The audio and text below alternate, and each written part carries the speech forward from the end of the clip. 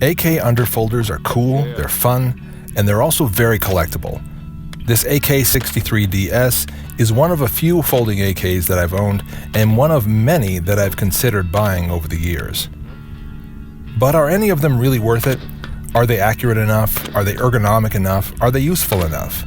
I've put many hundred rounds through this Underfolder and others over the past few years, and while my experience is limited, I think I may have some answers for you.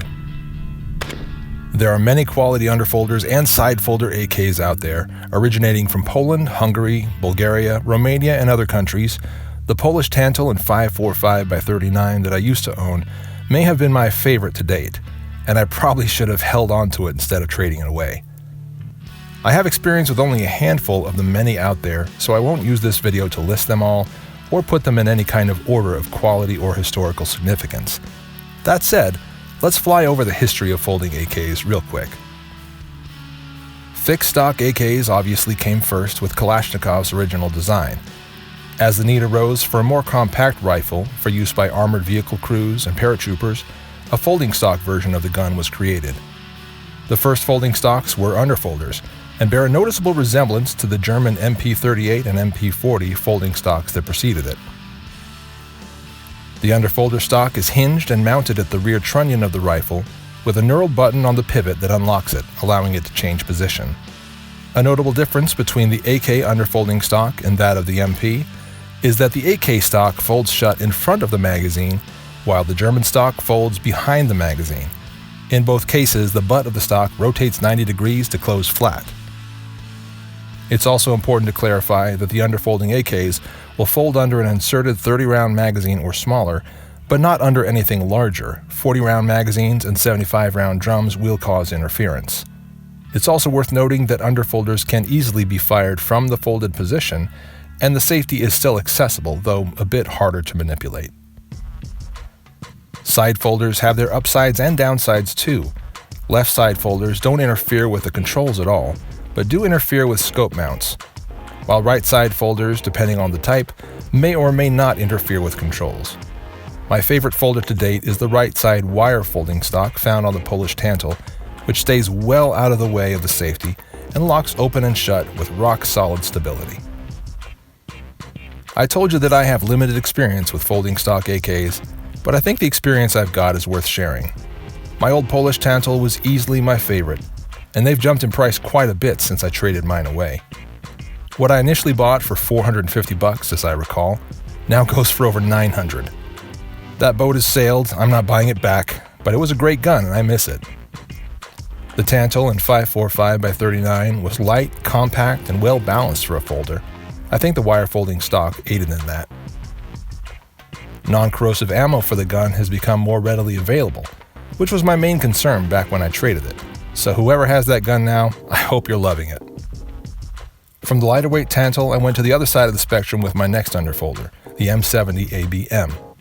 I always liked the Yugo AKs and still have my OPAP, so I thought this underfolder would be everything I wanted. Unfortunately, there were some canting issues with the sights, and that tough, milled receiver made the gun pretty heavy. In my opinion, a compact rifle should also be a lightweight one, so I decided to let it go. That brings us to my Century Arms AK63DS, which I purchased from J&G Sales. This rifle is based on a Hungarian surplus parts kit and built on a stamped receiver, which results in lighter weight than the AK63D, which has a milled receiver. Century included a chromoly 4140 barrel, their enhanced magazine release, the new RAK1 trigger, which is noticeably improved, and then finished the whole package in a great-looking phosphate coating. All of the original parts, the underfolding stock, sights, gas block, forearms, pistol grip, bolt and bolt carrier, all look great, and I have no major complaints. There is some noticeable play in the folding stock, which I'd prefer not to have, but for what it is and what it costs, I can live with it. The original Romanian grip is very distinct with a slanted steel collar at the top, and the matching forearm furniture, while somewhat loosely fitted, is also very good looking. Criticize me if you must, but I chose to swap out the original wood for Magpul's AK handguard and K2 grip, all of which fit much tighter, feel great on the gun, and in my opinion look really mean. I also swapped out the original front sight, which broke somehow, for a KNS precision sight, which is awesome. Lastly, I popped off the rear sight and replaced it with a GG&G Ghost Ring sight, which does wonders for the sight picture, and I highly recommend it. Optics Planet was kind enough to send me some of those upgrades. Feel free to use code TLBS to get 5% off anytime. I'll be the first to admit that cool factor was the main driver in my decision to purchase this gun. AKs in general are cool, but underfolding AKs are next level. The sensation of opening and closing that stock, feeling the tough spring tension, and hearing that clack. There's just something about it, and you AK guys know exactly what I mean. On top of that, the notion that this rifle may have been slung on a Hungarian paratrooper or tank driver at some point sounds hella cool.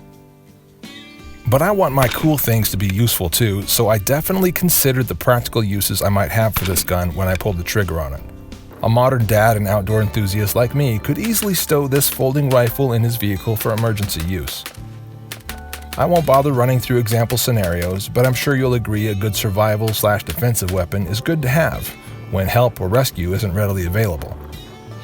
Is it accurate enough to be effective for those needs? That's a subjective question, I guess, but I will say that in my testing, hitting a man-sized target at 100 yards wasn't too difficult to do from standing, and it was even easier when shooting from a rest. Groupings, on the other hand, were pretty large, at around 8 inches minus one flyer, and that was with the improved iron sights I installed. Given that performance, I would agree that this is a good gun for emergencies, but I would definitely prefer the accuracy of a budget AR-15. My basic Palmetto State Armory AR shot a group half as large with standard steel sights and cheap remanufactured ammo. I am sure a better shooter would have gotten even better results, and AK versus AR is really an apples to orange comparison anyway, so let's move on to ergonomics. One thing every reviewer will tell you about their folding stock AK is the cheek weld issue. With no modifications to the stock, it will sit low and uncomfortable on your jaw as you try to create that good fourth point of contact with your rifle. Some guys add interesting modifications to make the folding stock more agreeable, but it's never the same as a fixed stock with a well-positioned comb. Aside from the stock, it's got all the ergonomic advantages and disadvantages of any other AK. In my opinion, the Magpul forend and grip add some great comfort and utility to the gun. The new K-grip is particularly good with its improved angle, and I'll take that grippy texture over the slim, slippery wood of the original grip any day. Now remember, my experience is just my experience, and I admit it's not extensive. I haven't torture tested this rifle, and I don't plan to. I've shot maybe 200 rounds per outing on 3 to 4 separate occasions, but each of those times I've been happy with the results and generally impressed with the rifle. My opinion of this gun and of folding AKs in general is that you sacrifice some ergonomics for some better portability. There's no real accuracy or velocity sacrifice against other AKs because you keep the same 16-inch barrel, and assuming the grip and foregrip are AKM compatible, you're not sacrificing much utility over other AKs either. You'll be able to swap out the traditional furniture for something more modern, perhaps with modifications needed. This AK63DS, for instance, forced me to do some minor dremeling to the Magpul foregrip to make it fit, which was about a 5-minute job. Is that enough to make it worth your limited funds, though?